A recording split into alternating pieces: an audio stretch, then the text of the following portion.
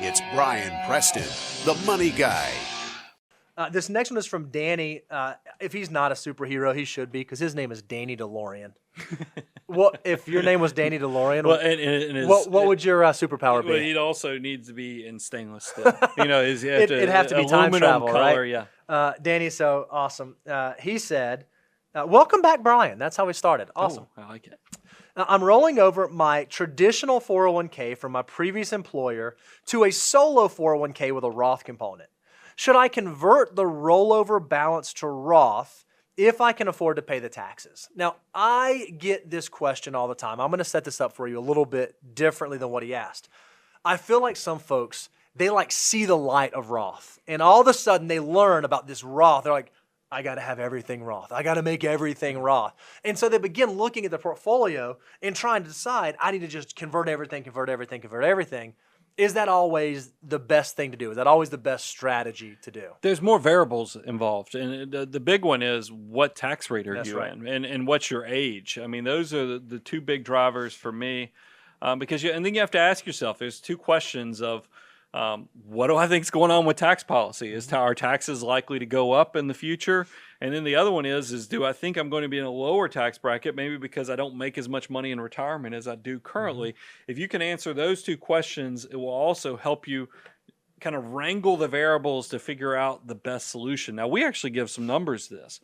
I think that people who are 25 to 30%, so if your tax rate is over 30%, and I'm talking both federal and adding states, your marginal rates, so your top rates, if it's greater than 30% and you think there's a good chance when you retire, your income's going to go down substantially so that you'll actually be in a lower tax bracket, then I think it's okay to go the traditional route with your retirement contributions. Sure. And it also, that would not only apply to your contributions I wouldn't go energize my tax return for the coming year by doing a lot of Roth conversions when I'm already in a much higher tax bracket, especially if there's a chance that if I retire early enough before age 72, that maybe I can manipulate the tax code to my benefit and do Roth conversions at a much lower tax rate. Because no matter, even if tax policy is going to push rates higher, they're not going to push rates higher for probably most retirees, because retirees vote.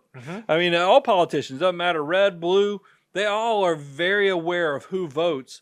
So I think there's always going to be an opportunity probably on those lower tax brackets, especially for retirees, because a lot of states also do not tax retirement income. If you go look, all states try to compete with each other.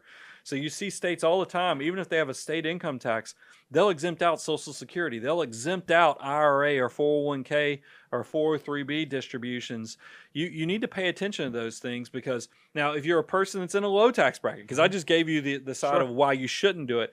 Now maybe this person's younger, and maybe they're in a tax bracket that's under, if you add your federal and your state, and it's under 25%, and maybe they're even in a marginal rate that's much lower than that. Sure.